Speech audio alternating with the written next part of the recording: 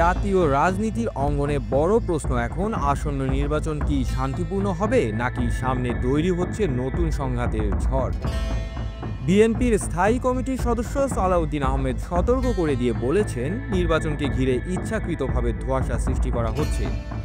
তার মতে ফ্যাসিবাদ বিরোধী গণতান্ত্রিক শক্তিগুলোর মধ্যে যে ঐক্য গড়ে উঠেছে সেটিকে ভাঙার জন্য কিছু মহল সক্রিয় হয়ে উঠেছে। আজ শুক্রবার সন্ধ্যায় রাজধানীতে আন্তর্জাতিক গুম প্রতিরোধ দিবস উপলক্ষে আয়োজিত এক সেমিনারে প্রধান অতিথির বক্তব্যে তিনি এসব মন্তব্য করেন। গুম হওয়া ব্যক্তিদের স্বজনদের সংগঠন মায়ের ডাক এই অনুষ্ঠানের আয়োজন করে।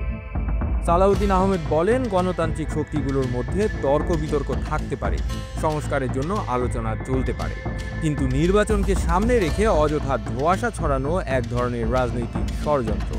তিনি আরও দাবি করেন, ভোটাধিকার দেশের মানুষের মৌলিক অধিকার, আর এই অধিকার অর্জনে তারা দীর্ঘ 16 বছর রক্ত দিয়েছে। তাই এখন নতুন করে কোনো বাধা সৃষ্টি হলে তা হবে গণতান্ত্রিক অগ্রযাত্রার জন্য ভয়াবহ হুমকি।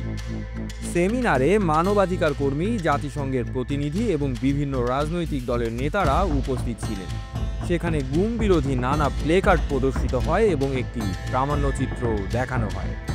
আপনারা দেখছিলেন প্রতিদিন সকাল।